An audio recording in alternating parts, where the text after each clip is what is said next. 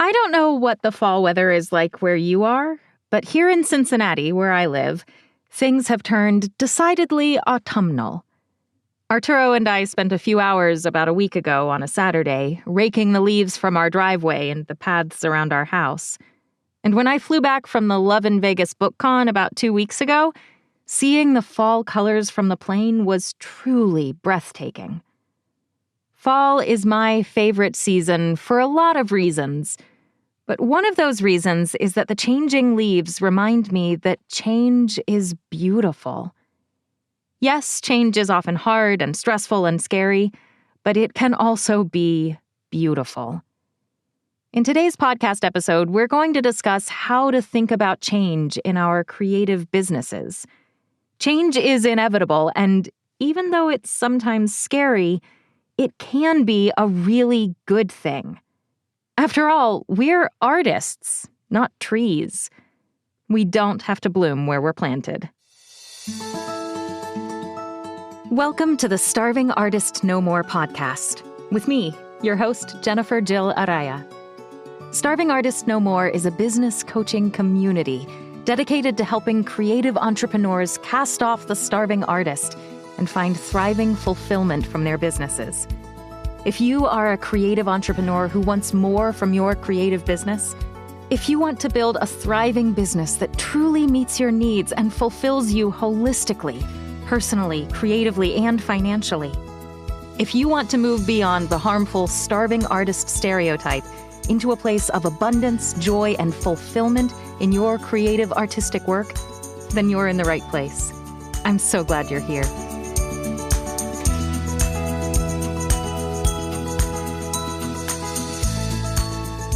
Hello, thriving artists, and welcome to episode 42 of the Starving Artist No More podcast. I'm your host, Jennifer Jill Araya. I am an artist business owner myself, and I am passionate about helping artists and creatives just like you and me build creative businesses that work, that pay them what they're worth, and that give them the opportunity to be their best creative selves.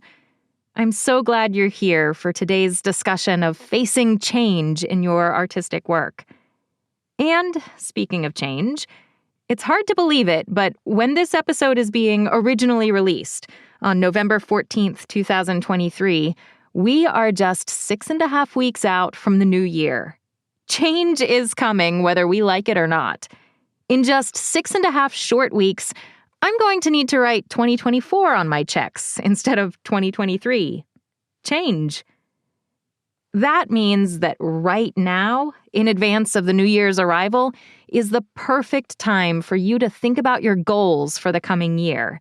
It's the perfect time to figure out what you want to do and where you want to be within your creative business over the next 12 months and how you're going to get there. It's time to plan and strategize.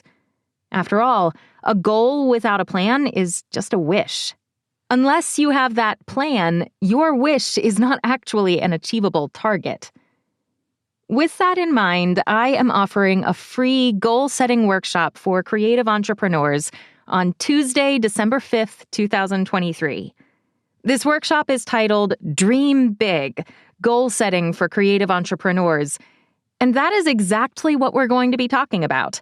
How to dream big for your coming year of creative work, and how to set strategically sound, achievable goals to make those dreams your reality.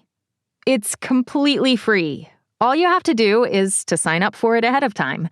Just visit the events page of my website, starvingartistnomore.com/events, and you can register.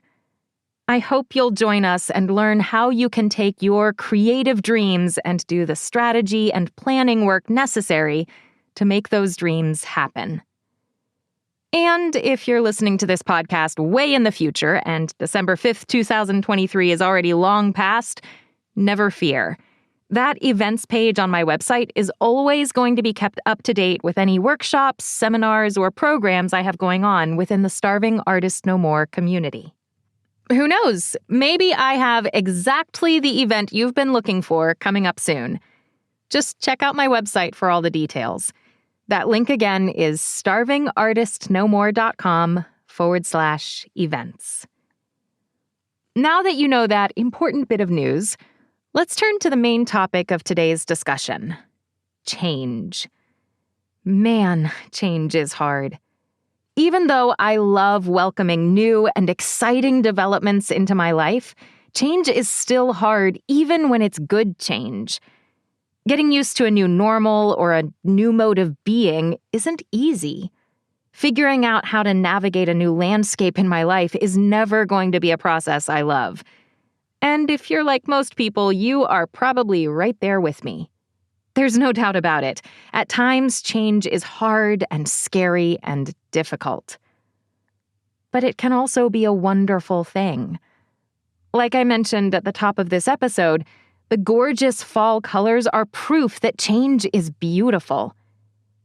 And in truth, there is no growth without change.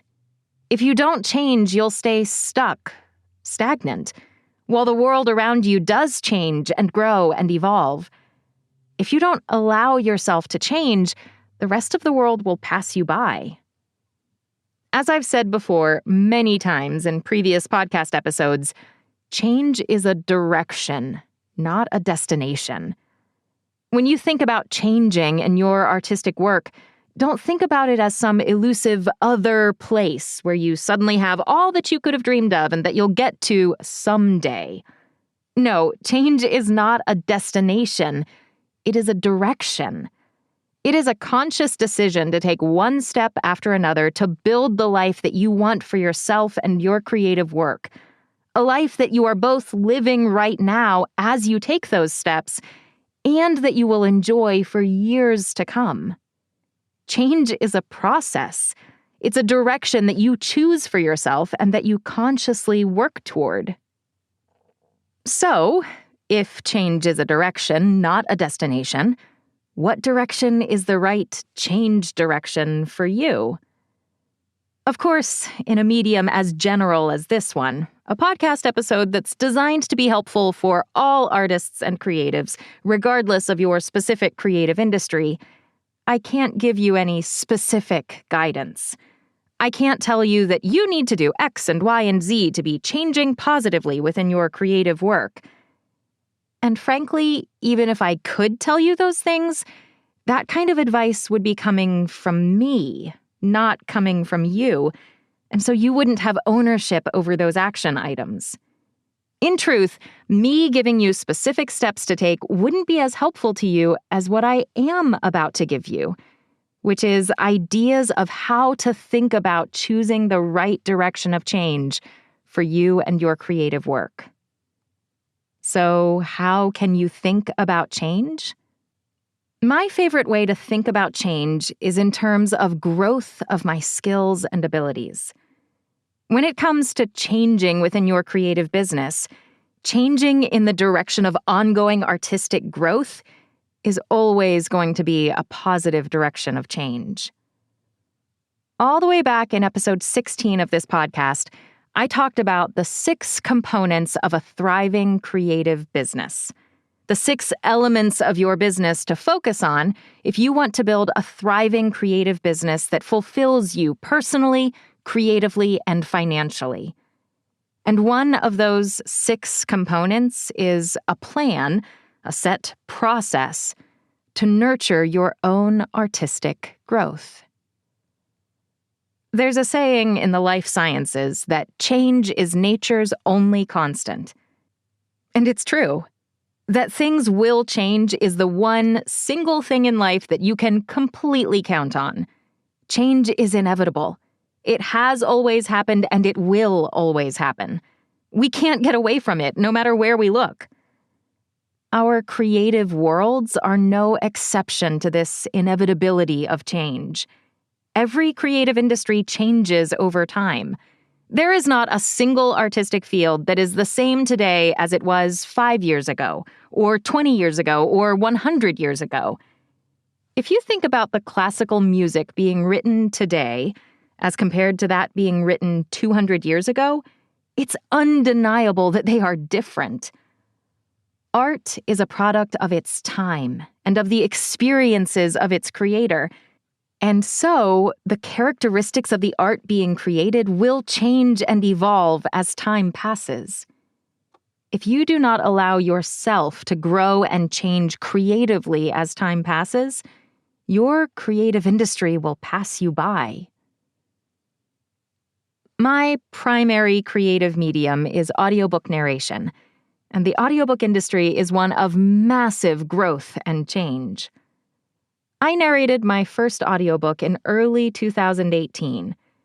And if I look at what it means to narrate an audiobook now versus what it meant to narrate an audiobook back in 2018, the industry is so different. As one tiny little example, full cast audiobooks were exceedingly rare in 2018, and now they are incredibly common. In that way, and in many others, the creative industry of audiobooks has evolved in the past 5 years. And that's just over a 5-year period. I was an avid audiobook listener as a child, and I can say definitively that the style of the audiobooks I listened to 20 and 30 years ago bears almost no resemblance to the audiobooks I narrate myself today. For one thing, almost every audiobook recorded 30 years ago was an abridged version of the print book. And today, not a single one of my over 400 audiobook titles was abridged. We always record the full thing today. Things have changed. If I weren't embracing change and growth in my narration skills, I would not continue to be hired as an audiobook narrator. And this kind of change is necessary regardless of where you are in your artistic career. If you are brand new in your creative industry, you need to allow yourself to change and grow artistically so that you can meet your industry where it is right now. You need to learn enough and gain the skills necessary to create what the market is asking for right now. But if you're a veteran in your creative industry, you need to change just as much. You might have come of age in your artistic work when the styles and preferences in your industry were very different than they are today. And unless you change and grow in your skills as time passes, you won't continue to be hired. If you're not continually refreshing your creative abilities, your style and skills will lose relevance as time passes. On a pragmatic level, making sure that you are continually growing and evolving as an artist and as a creative will allow you to have a career 1 year, 5 year, 10 years from now. Changing will keep your work relevant and will keep bringing business your way. If you refuse to embrace change, your creative career will wither and die from lack of nourishment. But embracing the change of ongoing artistic growth is not just helpful for the practical purpose of getting hired. Ongoing growth also keeps your work fresh and energized for your own enjoyment. You are an artist. You have a reason that you chose to make money from your creativity rather than from some other method. Being a creative entrepreneur is hard enough that I think I can safely say that you wouldn't do this if you didn't have a passion and a drive for your creative work. And allowing yourself to grow in that creative work is what will keep you interested and passionate in that work over time. You're not an artist, so you can do the same thing every day without any variation. If that's what you wanted for your work hours, you could work in a factory and not have to deal with any of the heartache and struggles that come from being an artist in this world. You're an artist because you like to innovate and discover and explore with your work hours, constantly trying new things and pushing the boundaries of where your skills and your art can take you. Allow yourself to be excited about the opportunities available to you. Don't shy away from them because the change they might bring is scary. Yes, it may be scary, but think of the wonderful new world that new opportunities offer to you. Give yourself permission to be excited about the possibilities. Don't get stuck where you are. Allow yourself to grow as an artist. I can hear you saying to me, "Okay, I'll buy that I need to grow as an artist. But how do I do that? When all of my time is filled with juggling my creative projects and my business admin tasks and my personal commitments, how do I find time or money to devote to my own artistic growth? The short answer is that you make it a priority. Devoting time to ongoing artistic growth is just as important as your current artistic project and as your business administrative tasks. Because that ongoing artistic growth is what will allow you to get the next project and the next and the next. I always say that you get what you schedule, and scheduling in growth activities and opportunities is one way to ensure they happen. When it comes to exactly what those activities are, the sky's the limit. Ongoing growth activities can range from paid opportunities, like coaching and workshops and seminars and retreats, to completely free things, like checking an art coffee table book out from your local public library and spending an hour studying the paintings and allowing your own creativity to be inspired by what you see.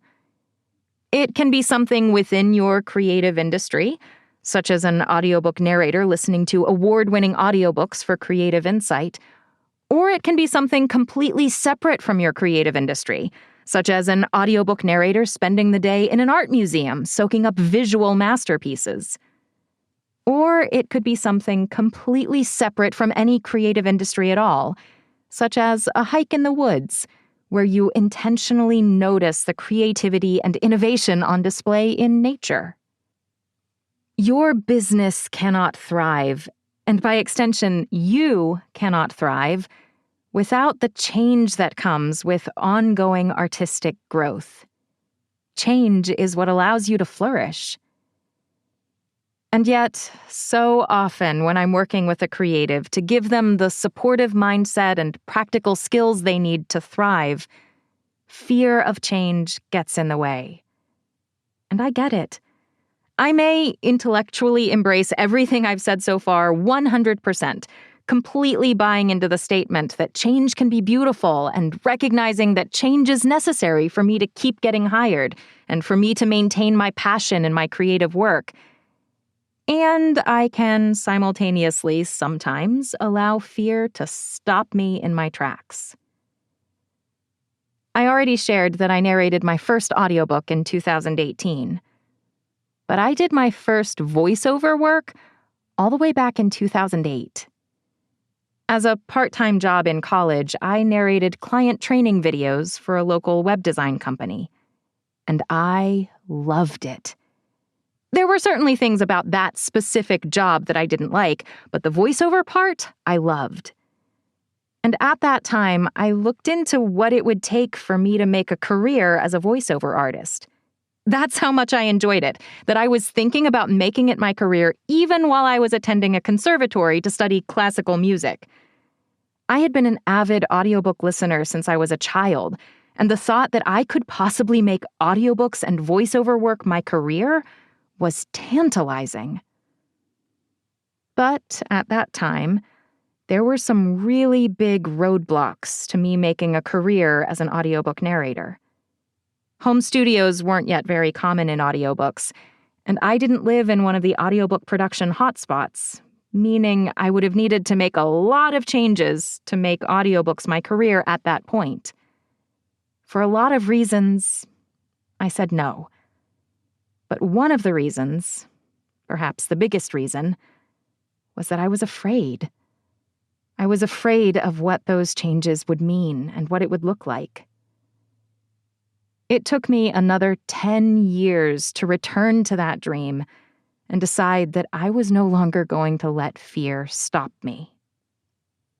Now, I am thankful for the incredible 10-year journey I had between 2008 and 2018.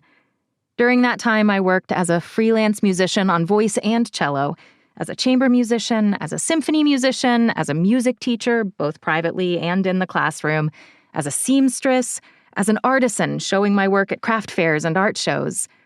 I gained a wealth of experience during those 10 years that make me who I am today. My journey to my current work was long and circuitous, and I don't regret that. But I also know that my path to audiobook narration could have been a much smoother, straighter experience had I allowed myself to embrace the unknown all the way back in 2008 and proceed forward through my fear. When we see change approaching us, fear will usually make its presence known. It causes us to resist that change in certain areas, but sometimes those areas are where our greatest growth, and eventually our greatest strength, can be. When you feel yourself being resistant to change, dig deeper and figure out why you are resistant to that change. It may be an opportunity hiding in plain sight. A recent Medium article, which I'll link in the show notes, captures this scary potential of change beautifully. The author, Khushbu, writes, "We often forget that change isn't a thing, person, or situation. It is energy, pure potential energy that is waiting to be harnessed. And since it is a potential, there is a chance for it to both positively and negatively impact us. The choice of what we choose to do with it rests with us. It is here where our perspective comes into the picture. How do we look at it? Do we perceive it to be a challenge, or do we see it as a threat to our comfort?" If you are in a situation right now in which change feels like a threat, allow me to challenge you to work through that fear and to embrace change despite the fear. I have a lovely suspicion that you'll be delighted by the positive growth that results. To this point in this episode, I've been addressing situations when you know you need to change but are resisting that change for some reason. What happens when you're in a situation where you want to change but feel stuck? There's a saying here that I think fits quite well, and it's something I said to my daughter all the time, enough that, now that she's an adult, she'll say it back to me occasionally. And it's this: you're not a tree. You don't have to bloom where you're planted. You can move. If you don't like the situation in which you find yourself, take steps to change that situation. Move. You don't have to bloom in that situation. You can create a new situation for yourself and bloom there instead. And I know this makes it seem like I think that change is easy. I know it's not. And I know that sometimes it can feel like you don't have any good options to make your situation better. I've been in those situations, and I know how difficult it can feel.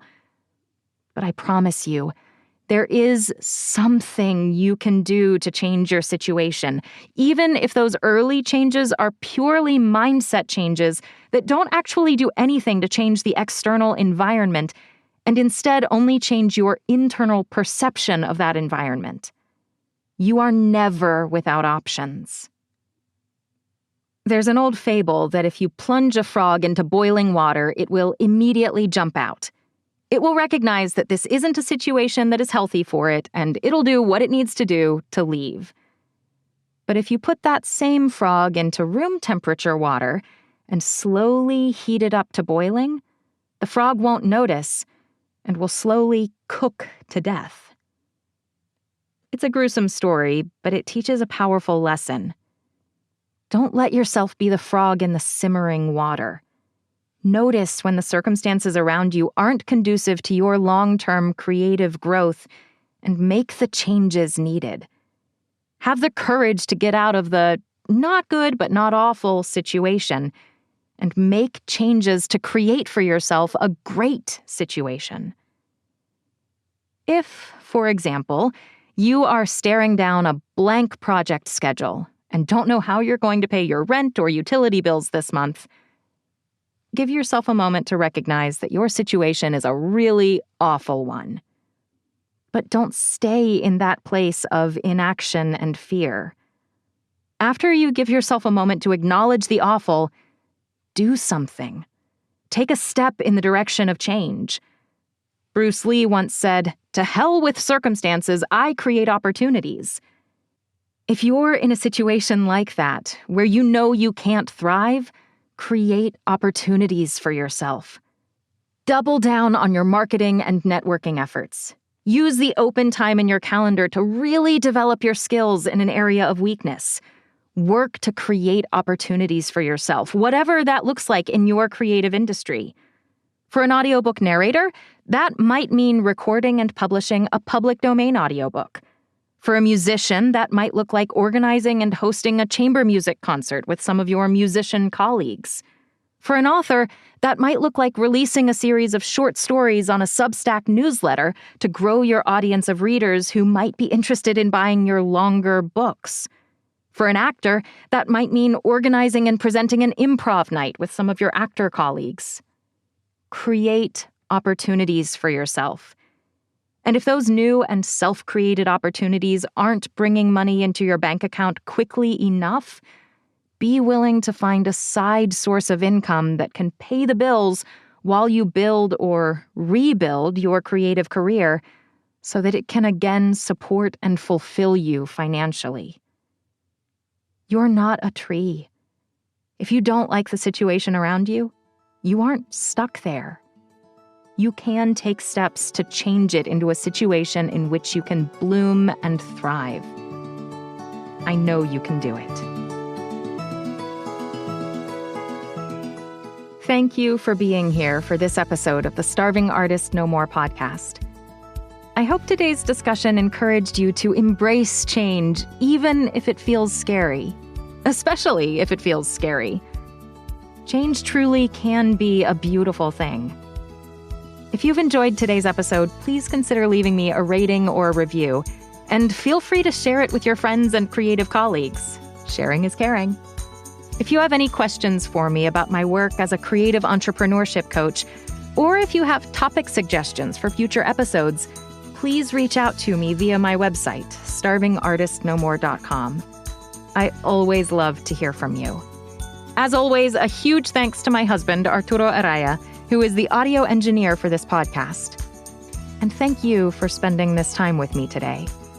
I know how precious time is to artists, and I will never take your presence here for granted. As you go through the coming weeks of autumn, I hope that you will allow the changing leaves to remind you that change can be beautiful.